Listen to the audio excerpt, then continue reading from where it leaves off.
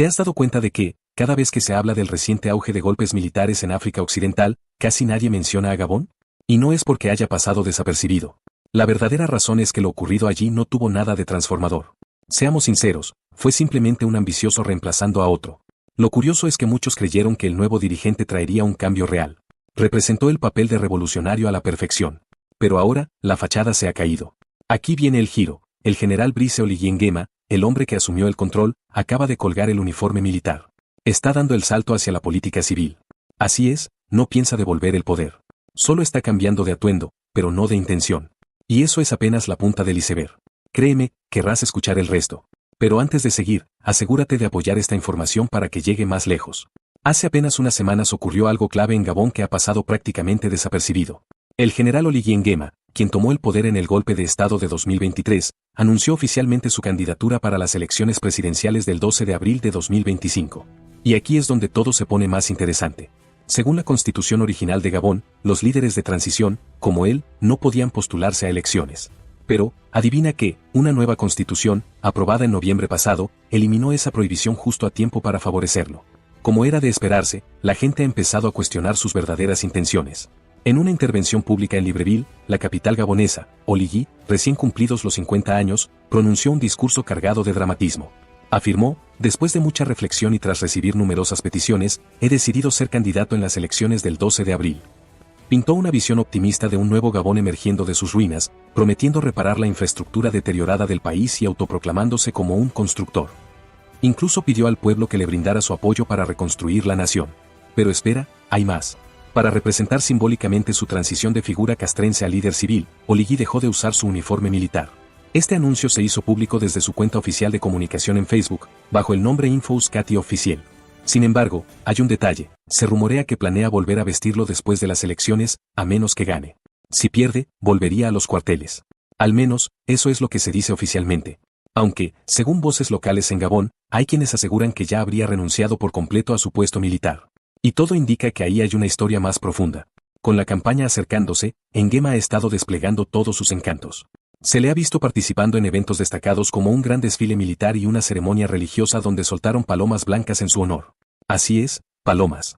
A pesar de su pasado como comandante militar, está trabajando arduamente en proyectar una imagen cercana, especialmente dirigida a la juventud.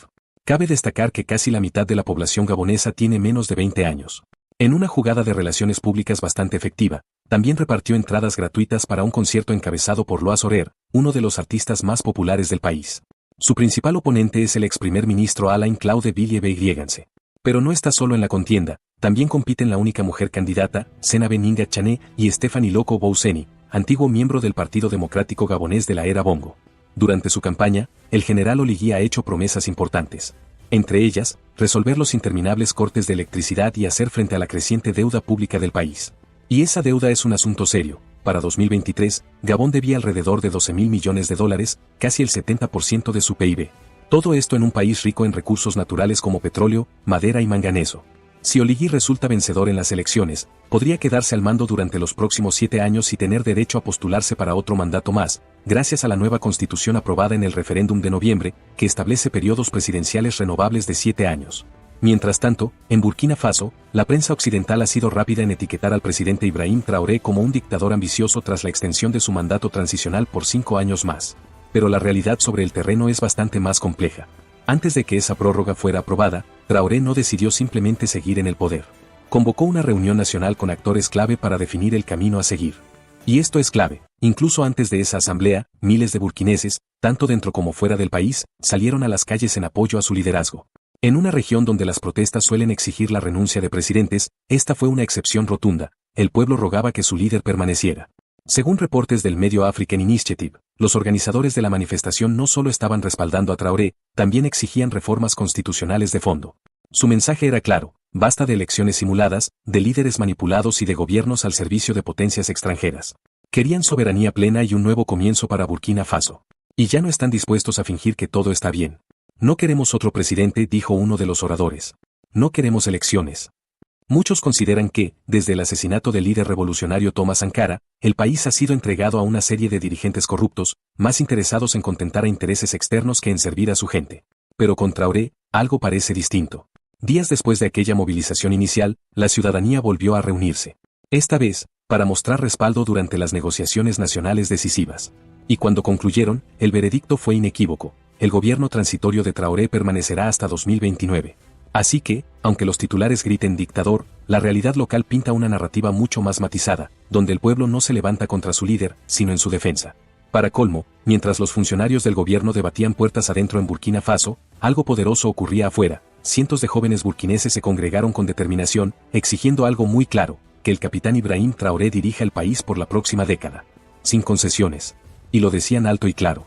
Un vocero de la juventud lo dejó absolutamente claro: no aceptarían menos de 10 años.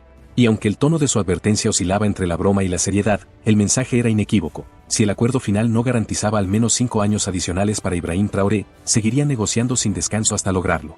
Puede que sonara ligero, casi como un chiste, pero el trasfondo era contundente. La gente hablaba en serio, y al final, su voluntad se impuso. El gobierno de transición de Traoré recibió la aprobación para mantenerse en el poder hasta 2029. 5 años más. Digan lo que digan, eso también es una forma de democracia. Fue el pueblo quien habló, y su decisión prevaleció. Ahora volvamos la mirada hacia Gabón. Cuando el general Brice Oligui Nguema y su equipo tomaron el poder en 2023, los ciudadanos gaboneses también salieron masivamente a las calles. Hubo celebraciones, bailes y vítores. Creían que por fin se avecinaba un cambio auténtico. Algunos incluso soñaban con una transformación al estilo de la que vive Burkina Faso. Y para ser honestos, muchos lo pensamos también. Al fin y al cabo, Nguema había logrado lo que parecía imposible: derrocar al clan Bongo, una familia que había gobernado el país con puño de hierro durante más de 50 años. Sí, más de medio siglo. Los Bongo no eran solo una familia en el poder. Eran el sistema mismo. Su dominio comenzó en 1967, cuando Albert Bernard Bongo, luego conocido como Omar Bongo, asumió la presidencia tras la muerte del primer mandatario del país, Léon Mba, quien falleció de cáncer. Paradójicamente, Mba había sido reinstalado por Francia mediante un golpe de Estado en 1964. Desde entonces, el juego estuvo amañado. Omar Bongo no soltó el poder jamás. Ganó cada elección, pese a constantes denuncias de fraude, y modificó las leyes a su conveniencia. Eliminó las segundas vueltas electorales y estableció un sistema de partido único, marginando cualquier competencia real. La corrupción no era un defecto del sistema, era su motor principal. El clan Bongo canalizaba las enormes riquezas petroleras de Gabón hacia una élite leal, asegurando su fidelidad a base de favores y dinero. Colocaron a sus aliados en el gobierno, en las fuerzas armadas, e incluso en el sistema judicial. Un caso emblemático es el de Marie-Madeleine Boransuo, actual presidenta del Tribunal Constitucional, quien fue pareja sentimental de Omar Bongo. Con tanto poder sin control, vino el lujo desmedido. Una investigación policial francesa en 2007 reveló cifras asombrosas. La familia Bongo poseía 39 propiedades en Francia, 70 cuentas bancarias y 9 automóviles de alta gama, valorados en total en 1,5 millones de euros. Sus abogados intentaron convencer al mundo de que esos bienes no tenían relación con el sueldo mensual de 20.000 euros que recibía Omar Bongo. Pero según el Senado estadounidense, entre 2003 y 2007, Bongo habría desviado aproximadamente $100 millones a través de una entidad financiera en Nueva York. Aún así, Francia siguió manteniendo estrechos lazos con los Bongo. ¿La razón? Cuando se trata de poder, petróleo y dinero, la lealtad no entiende de fronteras. Así que cuando Nguema logró derrocar a los Bongo, se encendió la esperanza. Pero ahora que pretende perpetuarse en el poder como presidente, muchos comienzan a preguntarse si esto fue una verdadera revolución o simplemente un cambio de trono disfrazado de renovación. Y atención a este dato insólito. Robert Borgi, abogado franco-libanés con estrechos vínculos con la élite política de Francia, llegó a afirmar que recibió $20 millones en efectivo de parte de 5 jefes de Estado africanos, incluido Omar Bongo, para financiar en secreto la campaña presidencial de Jacques Chirac. Así como lo oyes, dinero africano del petróleo supuestamente financiando elecciones en Francia. Avancemos al año 2009. Tras la muerte de Omar Bongo, su hijo Ali Bongo tomó las riendas del país como si fuera una herencia familiar. Y su ascenso tampoco estuvo libre de sombras. Las 3 elecciones que ganó estuvieron marcadas por graves acusaciones de manipulación. Su reelección en 2016 desató tal furia que manifestantes incendiaron el parlamento gabonés. En 2018, Ali Bongo sufrió un derrame cerebral de gran magnitud y desapareció de la vida pública durante casi un año.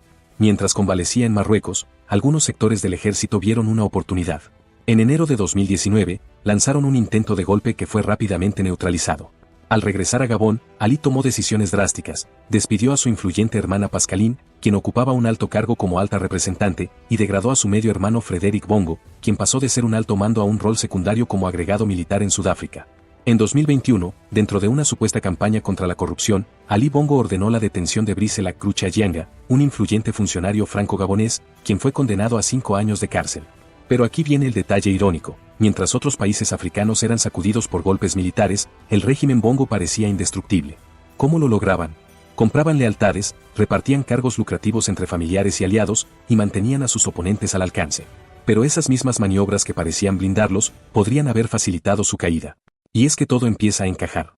En 2009, una de las primeras decisiones de Ali fue despedir a Brice Oligui Nguema, quien había sido uno de los colaboradores cercanos de su padre. Avancemos una década. Tras el fallido golpe de 2019, Nguema, entonces trabajando discretamente como agregado militar en las embajadas de Gabón en Marruecos y Senegal, fue repentinamente llamado de vuelta y ascendido a jefe de la Guardia Republicana, la unidad de élite encargada de proteger al presidente. Entonces, la pregunta clave es: ¿cómo alguien que, hasta poco antes del golpe, seguía mostrando lealtad al régimen Bongo, terminó liderando la operación que los derrocó?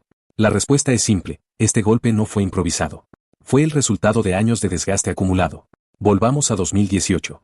Tras el accidente cerebrovascular de Ali Bongo, comenzó una lenta descomposición del poder en los pasillos del palacio. Mientras él se recuperaba, sus familiares más cercanos asumieron las riendas del país desde las sombras. Pero ese vacío de poder no cayó bien entre todos. En poco tiempo, se formaron dos frentes claramente definidos. Por un lado, estaban los inconformes, figuras dentro y fuera del gobierno hartas del dominio absoluto de los Bongo. Para ellos, la crisis de salud de Ali Bongo era una oportunidad crucial, un punto de inflexión. Muchos de esos críticos terminaron alineándose con Albert Ondo Osa, quien se consolidó como el candidato único de la oposición en la antesala de las elecciones de 2023. Del otro lado estaban los leales al régimen, la élite gobernante, altos funcionarios del partido oficialista y aliados institucionales que mantenían la fachada de normalidad. Continuaban celebrando sesiones parlamentarias, aprobando leyes, y fingiendo que todo marchaba bien, aun cuando resultaba cada vez más evidente que Ali Bongo no estaba en condiciones de gobernar. Y por supuesto, también estaba la familia Bongo, profundamente entrelazada con la estructura del poder estatal. Las tensiones aumentaban mientras figuras clave dentro del clan se disputaban espacios de influencia. Según informes, Silvia Bongo Ondimba, esposa de Ali, comenzaba a ganar peso político y preparaba a su hijo, Noureddin Bongo Valentín, para que eventualmente heredara el mando. Mientras tanto, la presión seguía acumulándose hasta que finalmente estalló el 30 de agosto de 2023, cuando los militares intervinieron y proclamaron el fin de los 56 años de hegemonía bongoísta. Y aquí viene lo más sorprendente: antes del golpe, casi nadie pensaba que Ali Bongo perdería las elecciones. ¿Por qué? Porque su partido tenía el control total de las instituciones, el parlamento, los gobiernos locales, el poder judicial e incluso las fuerzas de seguridad. Todo estaba manipulado a su favor.